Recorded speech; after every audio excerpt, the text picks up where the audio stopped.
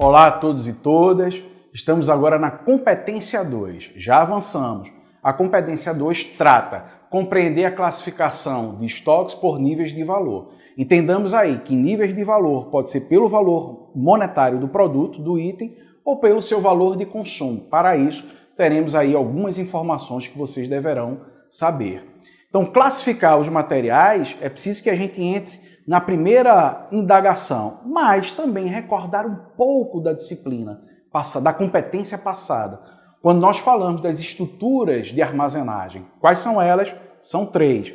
Recebimento, estocagem e distribuição. O produto, por fim, regularizado, estando ok, ele vai ser estocado.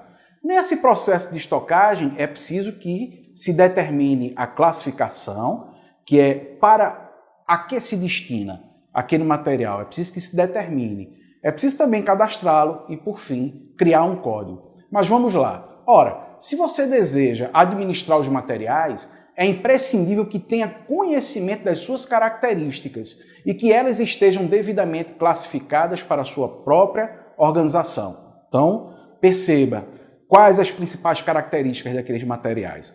Mas são materiais de gênero alimentício? São materiais de higiene e beleza? Materiais químicos? Enfim, é preciso ter esse domínio, esse conhecimento para poder começar o processo de classificação dos materiais. Trouxemos aqui um exemplo. Para classificar os materiais, antes de mais nada, é preciso entender quais materiais deverão fazer parte do meu estoque e quais os materiais que não necessariamente precisam estar no estoque. Materiais de estoque e materiais não de estoque. Eu trouxe um exemplo aqui, para que possa ficar um pouco mais claro. Vejam só, imagine que você seja profissional de logística de um hospital, uma unidade de saúde.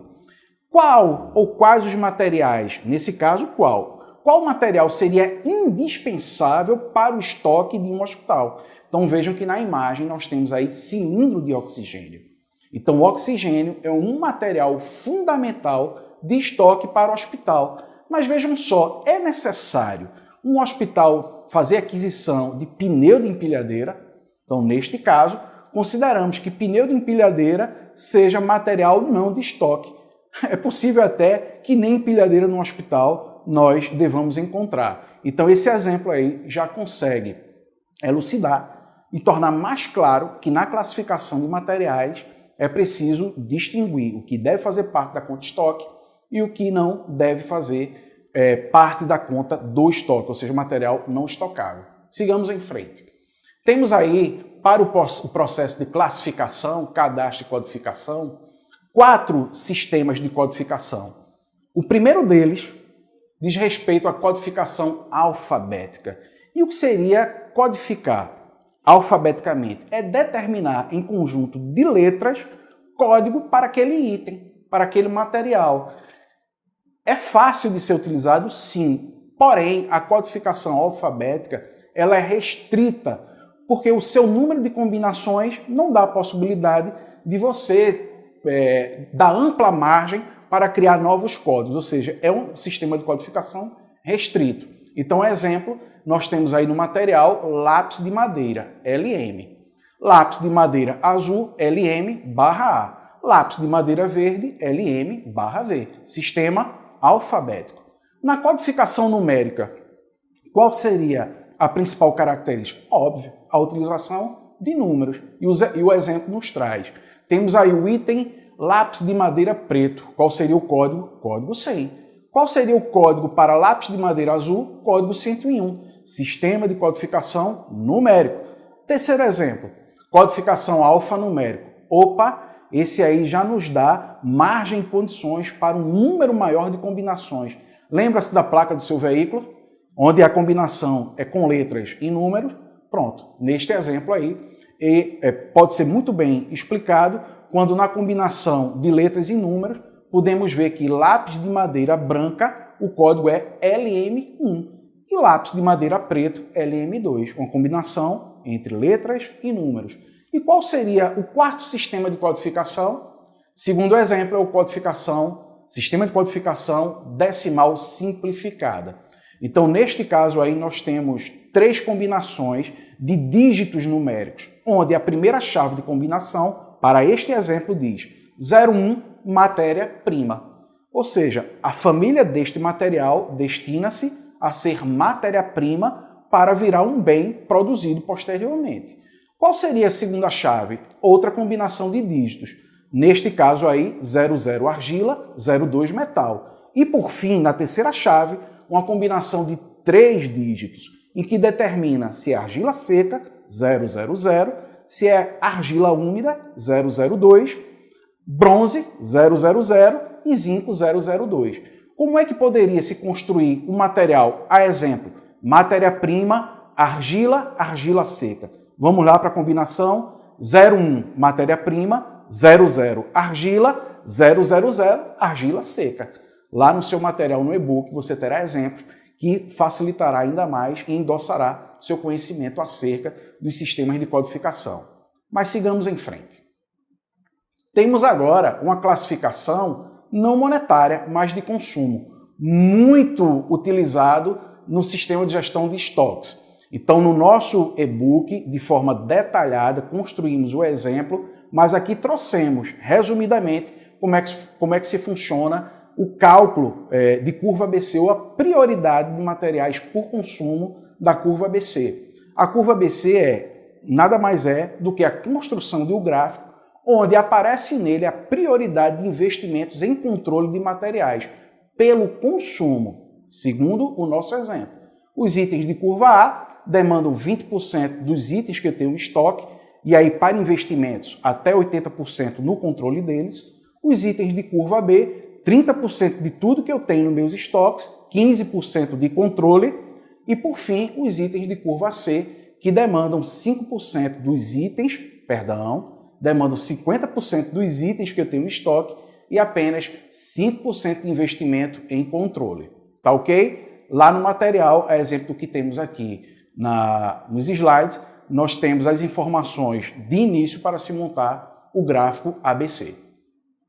Mais à frente, a estrutura da tabela já formada, dando a possibilidade de, no estoque com 10 itens, já termos aí o conhecimento de quais são os itens de curva A. Nesse caso, se eu tenho um estoque com 10 itens, 10 códigos, 20% desses códigos são considerados de curva A.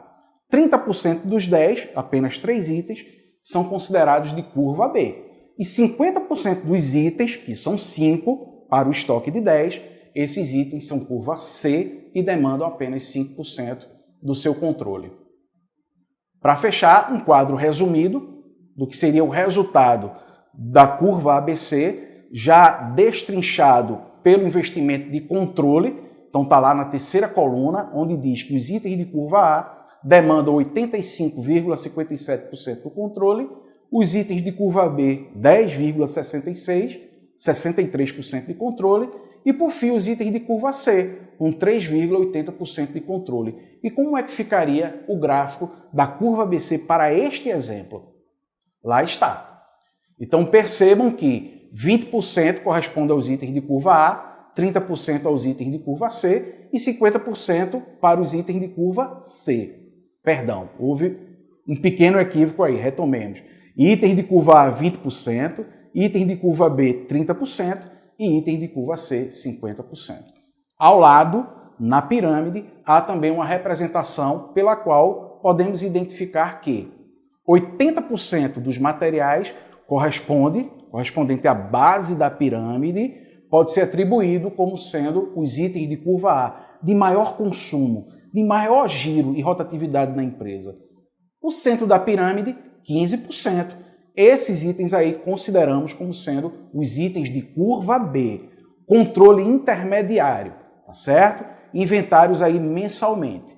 Já para os itens de curva A, como corresponde aos itens de maior consumo, é possível que utilizemos aí nas empresas o inventário cíclico, rotativo, diário. E por fim, lá no topo da pirâmide tem os itens de curva C, que correspondem à menor quantidade de itens para investimento em controle, apenas 5%. Então a presença do gráfico e a ilustração dessa pirâmide dá uma margem ou uma certa referência de como poderá ser construída e analisado a curva ABC de materiais na nossa empresa. Vamos lá? Temos agora 3 métodos de avaliação, neste caso, não pelo consumo, mas avaliação monetária. Então, as 3 situações dizem respeito ao custo médio, que pelo seu conceito, ele trata de um método que consiste em calcular o custo médio de produtos. Então, eu pego o valor de um produto em um determinado período e pego o valor deste produto num outro período. Faço a soma, tiro a média e divido pela quantidade de itens que deverão ser produzidos. O valor por item eu deverei atribuir como sendo o valor de custo médio para a manutenção do controle do estoque nessa metodologia.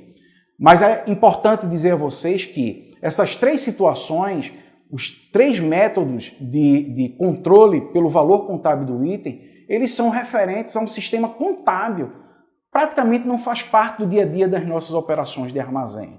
Tá ok? Então, lá no processo, no dia a dia, na armazenagem, na gestão dos estoques, é possível que a gente não entre nessa discussão de controle de estoque pelo valor monetário. Mas é importante que tenhamos conhecimento de que eles existem. O FIFO, ou First In, First Out, também conhecido como PEPS, primeiro que entra, primeiro que sai, é um controle mais rigoroso. Então, se fizermos aí uma analogia sobre gênero alimentício, o primeiro produto produzido deverá ser o primeiro produto a sair. Então, valorizamos um código chamado lote, ou tempo de validade de um produto. O produto mais antigo a ser produzido, ou que foi produzido pela empresa, deverá ser o primeiro a sair.